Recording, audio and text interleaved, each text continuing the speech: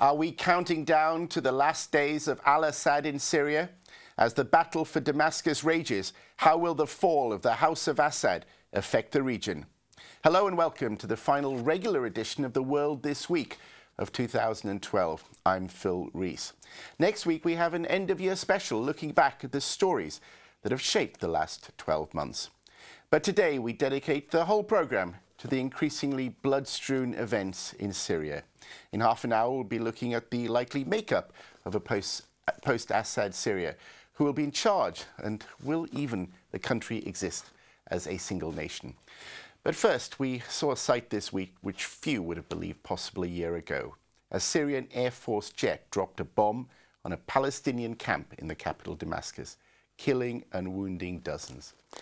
Well, there are some 500,000 Palestinian refugees in Syria, and they are being drawn into a conflict that is having ever-widening implications. Until recently, Palestinians had enjoyed the protection of the Syrian regime. In fact, the Syrian government has for years financed and armed one Palestinian faction, the Popular Front for the Liberation of Palestine General Command, it's called. However, the loyalties of Palestinians have been tested as the civil war has intensified and refugee camps have been targeted.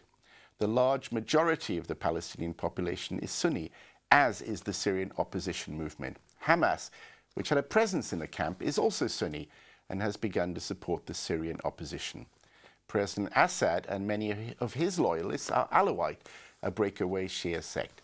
Sunday's attack is believed to have occurred after fighting inside the camp between Syrian rebels and Palestinian factions loyal to the leader of the pro-Syrian faction, that is Ahmed Jibril. Well, Emily Churchill now reports on the bombing at al-Yarmouk refugee camp.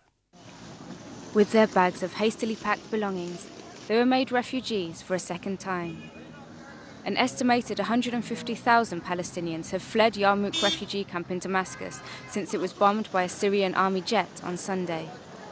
These families are among more than 2,000 Palestinians who've headed across the border into Lebanon. Others have sought refuge in safer parts of Damascus.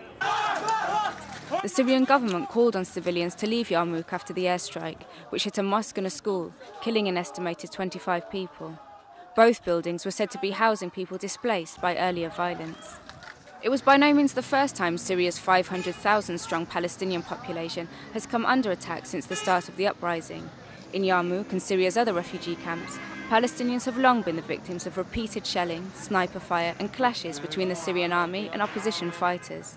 أبطال الجيش السوري الحر والفرقان الكتيبة الزيت بالسابع تقتل باقتحام مخيم يرموك الآن الله أكبر. But it was the most blatant attack so far, coming after the Free Syrian Army apparently tried to take control of Yarmouk camp on the weekend. The Syrian foreign minister called the fighters terrorists and warned Palestinians not to shelter or assist terrorist groups in Yarmouk. Since the first wave of refugees began to arrive in 1948, Palestinians in Syria have enjoyed better rights than in other Arab countries, and President Bashar al-Assad has styled himself as a champion of the Palestinian struggle. But Sunday's attack sparked renewed condemnation of the Syrian regime by the major Palestinian political groups, including its former ally Hamas, which withdrew from its base in Syria in early 2012 and has since declared its support for the Syrian opposition. The Secretary-General of the Palestinian Liberation Organization, too, Yasser Abed-Rabbo, condemned the Syrian regime as destructive and homicidal after the attack. And on Wednesday, the President of the Palestinian Authority, Mahmoud Abbas, called on the UN to let Palestinians from Syria enter the Palestinian territories. While clashes continue in Yarmouk, there were reports yesterday that talks aimed at moving both the Free Syrian Army and government forces out of the camp were being overseen by neutral Palestinian organizations. And according to a report by Al Arabiya today, the Free Syrian Army is claiming to have driven Assad's troops out of Yarmouk and is calling for the camp's Palestinian and Syrian residents to return. Most of the Palestinian refugees in Syria don't hold citizenship anywhere in the world. For many of them at this moment, return to the refugee camp in Damascus that has housed them for generations will be their biggest hope. Emily Churchill, Islam Channel. Well, we have in the studio Nasim Ahmed, a senior researcher at the Palestine Return Centre. We also have Paul Schulte, a senior associate at the Nuclear Policy Programme and Carnegie Europe. Thank you both indeed for joining us today. Many people might be surprised, really, that the Palestinians are sort of involved in what's happening in Syria. It's certainly been unreported until recently, isn't it? It has been, but as your clip shows, Palestinians are well integrated with the Syrian society, Syrian community. They are part and parcel of Syria. And a lot of the uprising took place within communities, within refugee camps around the uprising. So there's no way they could actually escape from what was already taking place. So a lot of the young Palestinians were swept into the Free Syrian resistance. But the official Palestinian line has always been to remain neutral for at least the first 12 months. But having said that, a lot of the Palestinian youths who have actually supported the uprising, and in one way or another they have been actually supporting, giving humanitarian aid and assistance. They've actually used the camps to allow injured Free Syrian Army individuals to come in and use the camps as a safe haven. But I mean, so, Ahmed Jibril, I mean, we heard earlier, of course, Ahmed Jibril from the Popular Front for the Liberation of Palestine General Command. I mean, it's a breakaway group, that's why its name is so long. But, I mean, he effectively worked for the Syrian government, didn't he? Well, he is the arm of the Syrian regime, and he does impose himself on this on the camps, and he oversees. Especially with the uprising, he makes sure that the Palestinians do not take part in any kind of resistance. They don't organize and they don't instigate any kind of revolution within the camps. And he's the man who's been carrying out the muscle work for the Syrian regime.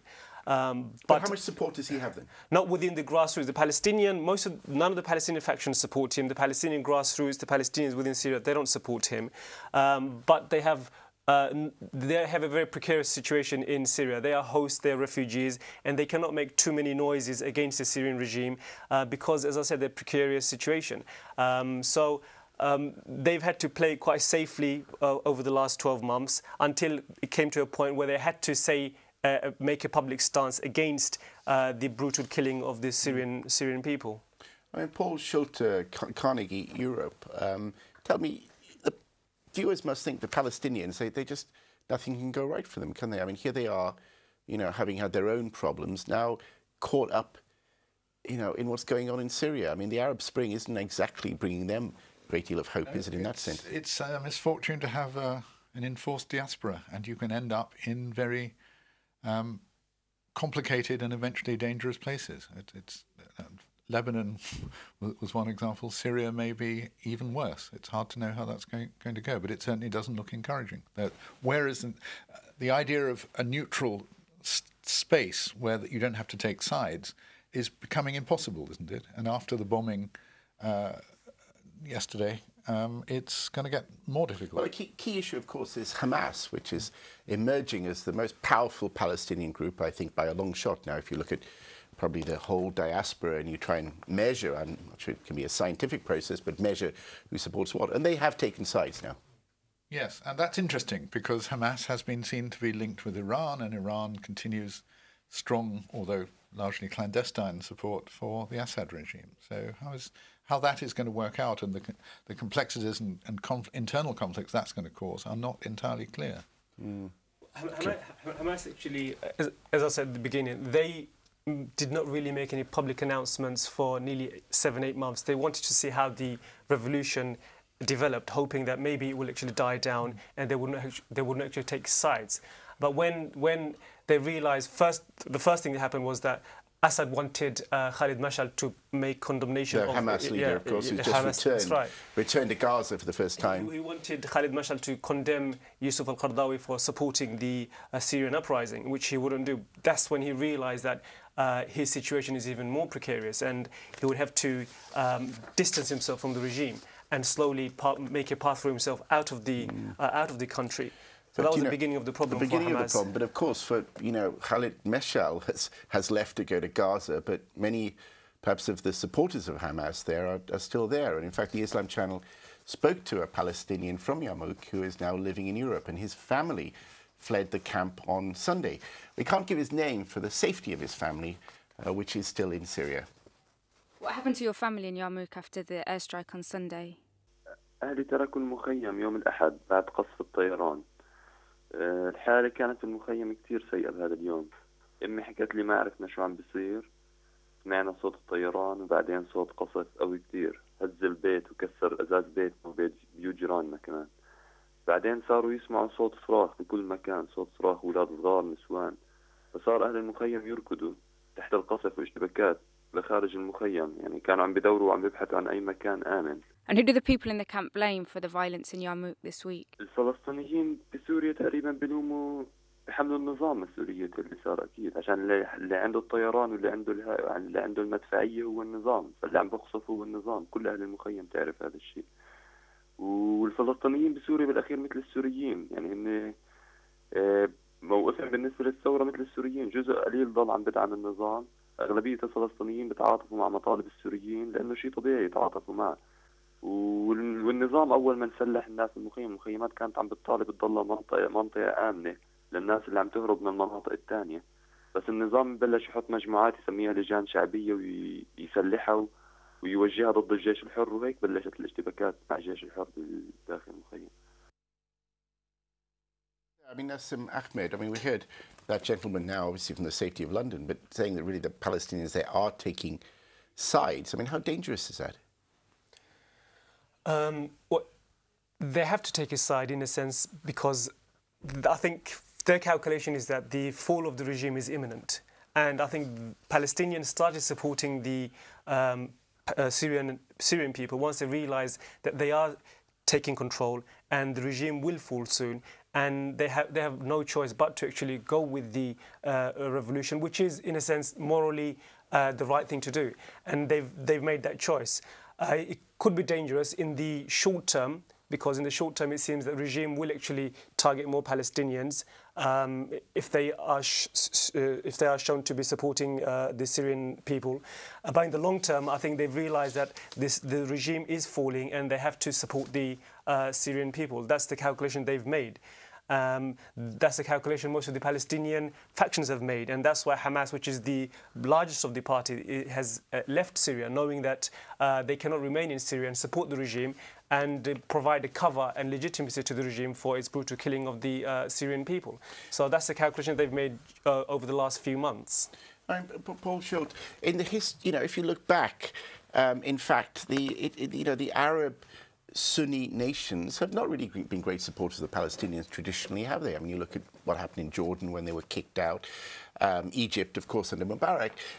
Are we seeing, and in fact, Syria and Bashar al-Assad's father, he was seen to be, and certainly claimed to be a proud supporter, as we heard in Emily Churchill's report there. Certainly thought they and Iran were the backbone of the Palestinian cause.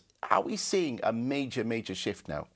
Well, I think we can exaggerate how much. I mean, your point that the Sunni nations haven't supported Palestine. Well, they've gone to war on a couple of times. Well, I mean, that makes a difference.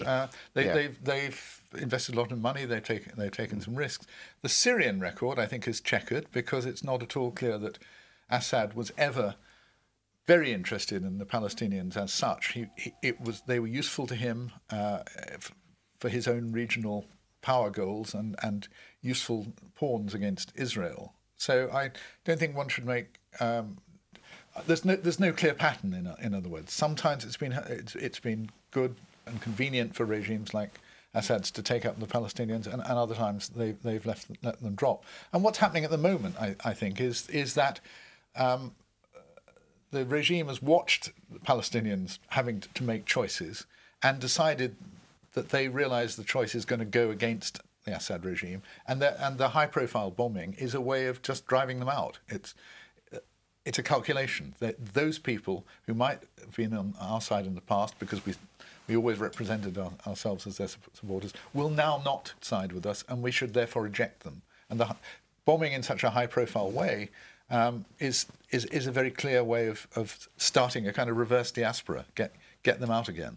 But I mean, it's sad, isn't it? I mean, I just want to develop that point, because certainly in my travelling in both the West Bank and Gaza in years gone by, I mean, it's very common to go to a cafe and see pictures, for example, of indeed Ayatollah Khomeini.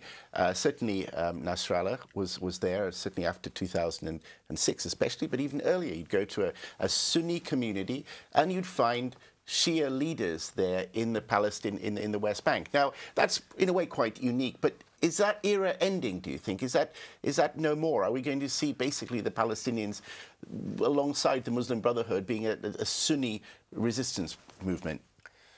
I think the Syrian uprising has expedited this process. If you look at the Iraqi case, when Iraq began to fall, a lot of the groups went into their tribal mode, and the Palestinians in Iraq suffered greatly under the Shia authority in Iraq. 35,000 Palestinians had actually fled. So that was the first example of how the Sunni-Shia clash was playing out. And now here again you see a similar case where the Palestinians, being the Sunni, they had to align themselves with the you can say Sunni uprising or the Brotherhood, and the Alawites, who are really a tribal imperialism within the Syrian within Syria. So they had to show their solidarity with the Syrian people and the Brotherhood, or the wider regional Brotherhood Ikhwan parties. So that's going to be more evident and more pronounced over the next couple of months, and if there is any more uprising in other countries, that will be more pronounced as well, the division between the Sunnis and the Shias. Yes, a lot depends on the end game, how this war can end with more or with less atrocity and division. But I think the Iraqi case is interesting, that if it goes bad, maybe worse than Iraq, you will get the separating out of Sunni and Shia, who previously were pretty well integrated and had a kind of generations-old way of living together. But with the threat of major social violence, that becomes unsustainable and people are forced out. But I think it's also necessary. The other historical analogy here is the Palestinian choice in 1990-91, where they by siding with Saddam and the invasion of Kuwait, they made a major historical error. They got on the wrong side of the way history was going to turn out. And I think it's, from a Palestinian point of view, it's probably encouraging. They don't seem to be about to make that error again. If they are moving against the Assad regime when it's collapsing, isn't that a smart thing to do? Do you think it will have any implication, Paul, on the relations with Iran? Because obviously Iran, almost by its national charter, as it were, it believes that there should be one state. It doesn't accept the right of Israel, and clearly, in terms of the issues that are often read in the papers about, the attacks on Iran. Do you think that will have any resonance in terms of Iranian policy and Iranian attitudes to the state of Israel and Palestine? Not so much the state of Israel, but I think it will have the things we've been talking about, the recent developments, will affect Iranian calculations in the short term by making them more desperate. This is a further sign that their major regional ally is probably going to go down quicker rather than later.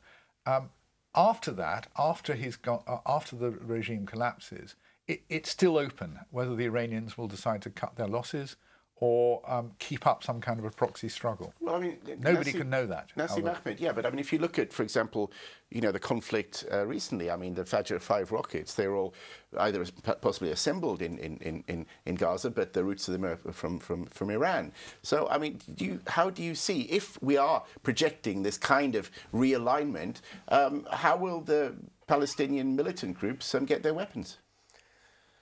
Well, I mean, we can't really say where they get the weapons from. It's a guess to say that it's from Iran solely. They probably manufacture it in Gaza. Who knows? There's different ways they actually produce the weapons. But the point is that the relationship between Palestinians and Iran. Yeah, but they didn't come from Sunni groups, probably, did they? Probably didn't. But no. But that's again speculation.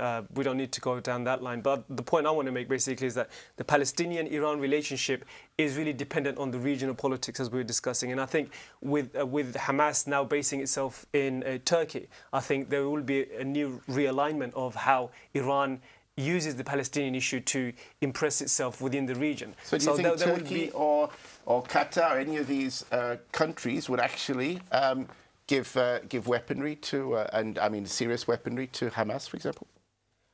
I think it's a way to moderate some of the hardliners and bring them into the acceptable political game. There will always be. So that would leave Israel the only one with arms. There will always be factions within Gaza and within the Palestinian community who will want to carry out armed resistance. Hamas, of course, wants to carry the armed resistance, but it might be a way for them to be recognized as a legitimate representative of the Palestinian people if they now leave, base himself in Turkey, so that would under leave the influence of Turkey. Perhaps, and the smaller groups with closer links to Iran as the only ones, Possibly. perhaps with a military, what they would see as a military option. Possibly. I mean, even within Hamas, you have differences. Some are a lot more hardliners. There are those who see Khalid Mashal as being too moderate. He's now he's not as vocal and blustering his language as he used to be. So there is a division, and I think it's going to have a moderating effect, leaving the Iranian influence out and having more influence from Turkey and other regional countries like Qatar. But back to Iranian calculations on this. I mean, again, they have two ways of playing this. They can try and make this a regional conflict, really hot it up. They could therefore want to put more arms into Gaza to make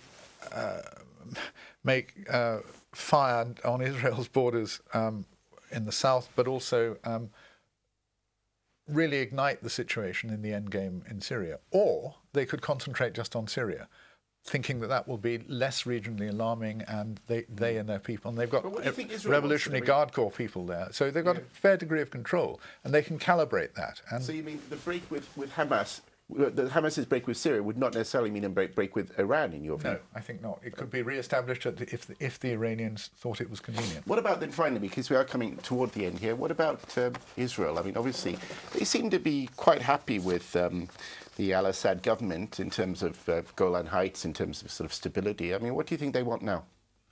They want that government to collapse as tidily as possible, and that the successor should not be very capable or very fiercely anti-Israeli as a priority. But they are, though, aren't they? The opposition is the Free Syrian Army. Yeah, they don't like Israel. They hate it. They'd rather it disappeared. But the question is, are they going to do anything about that? And there, there are better or worse possibilities from the Israeli point of view. Well, very quickly, we're coming to. Well, Assad was, in a sense, a great friend of Israel in terms of what role he played in keeping the indigenous voice of the Syrian people, who are very vocally against Israel. He kept it down. But I think in the long term, he supported the Israeli policies within the region. Yeah. But isn't it interesting that he could have been both the friend of the Palestinians and a friend of Israel? Yeah. In fact. Well, I tell you, fascinating stuff, the geopolitics and the future of the Palestinians. And it's not something many people discuss when they talk about Syria, but certainly an important topic. Well, we're coming to a break. Thank you to all our guests here. In part two, after the firing stops, what will be left of Syria? We'll find out more in a few minutes. Stay with us.